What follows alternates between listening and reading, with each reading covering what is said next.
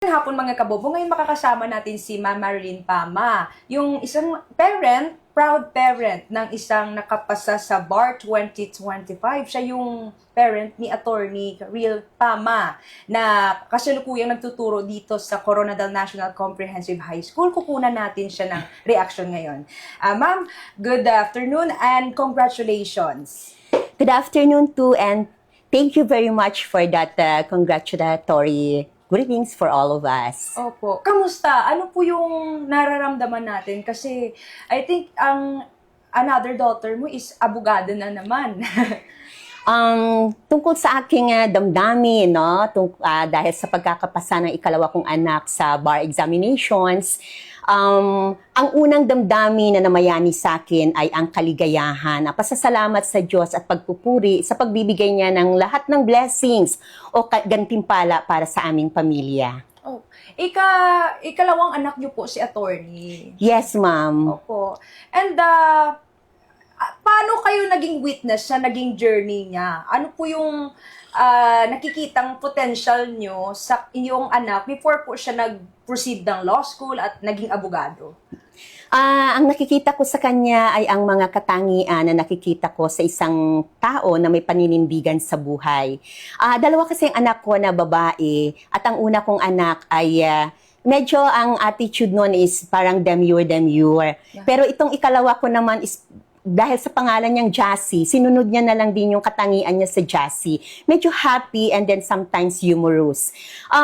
Pero ang nangingibabaw na pag-uugali niya ay ang pagiging matatag at may paninindigan. So, nasaksihan ko ang journey ng law school nung siya ay pumasok sa Notre Dame of Marble University na hindi pala basta-basta. Unang-una, hindi nga ako makapaniwala na maaabot niya, matatapos niya at mapapasahan niya ang bar examinations dahil BS Ed Filipino siya, ma'am. Okay. So sabi ko nga noon, habang nagbabasa nga ako, ang vertical alignment daw, kapag gusto mo daw ng law school, dapat andun ka sa more on course na more on analysis. Pero siya more on literature, di ba? Yung Filipino, more on grammar, literature. Pero si Jassy kasi mas malayo at saka meron siyang determinasyon sa buhay na gustong-gusto niyang maabot.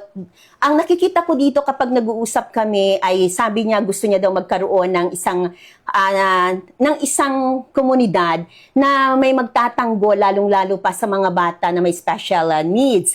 Nagturo kasi siya ng special education lalong-lalo pa sa mga batang may kapansanan. Sabi niya naririnig niya daw yung journey ng mga magulang na walang nagtatanggol. Sabi niya gusto ko man maging abogado. So sabi ko kung gusto mo yan, so let your dreams be attained and achieved in right time because God will give you that according to your heart's desire. Mahirap ang pinagdaanan niyang journey kasi nag-aaral siya at the same time nagtatrabaho siya, ma'am. Wow, very good endeavor. Tsaka kasalukuyang teacher siya ng mga individual na may mga special needs. So talagang mahirap. And maganda yung gusto niyang mangyari. Kaya nag-take rin siya ng law school. Kung nakikinig man siya ngayon, anong gusto mong sabihin sa kanya? Sa naabutan niya, sa na-reach niya ngayon na milestone sa kanyang buhay? Okay.